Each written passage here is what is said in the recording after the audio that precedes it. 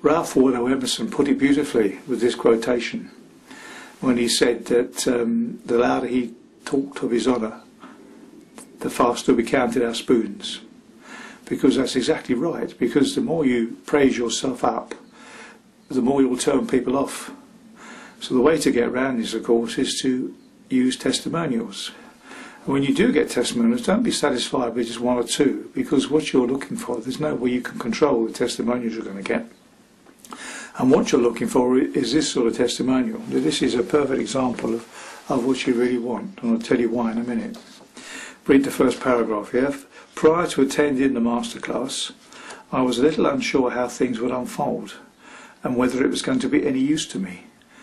Now, of course, that chimes exactly with the thoughts that your prospect's having at that exact moment.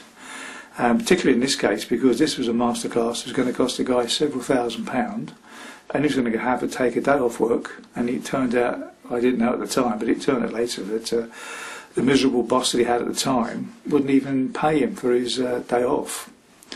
But it had worked out well in the end, because I was able to help him get his own website and business together, and he was able to give the boss the pink slip.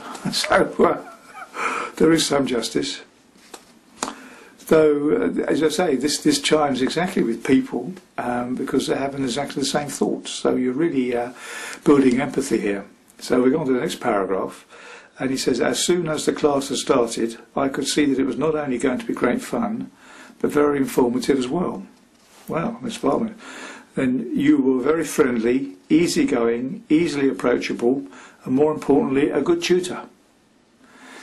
And the lovely thing is that this came totally unsolicited, of course, and it is absolutely perfect. But of course, this was really looking for a needle in a haystack, because you do get things, people saying, "Oh, fabulous stuff," but not quite in those terms where he actually says that he was originally very, very concerned about coming and laying out all his money and taking the risk, which of course exactly echoes what the thoughts are in your prospect's mind.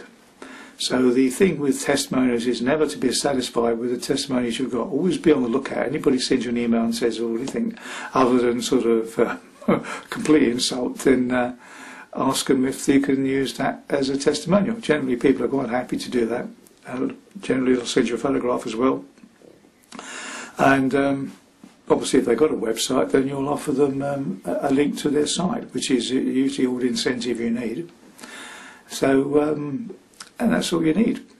So bear that in mind, really. Old Ralph Waldo Emerson there was quite right. Of course, the difficulty you have, like you mentioned earlier, the fact that you've got a product, but of course it's a bit chicken and egg, because you can't sell the product so well without testimonials, and of course you can't get testimonials until you've got some buyers and sold them.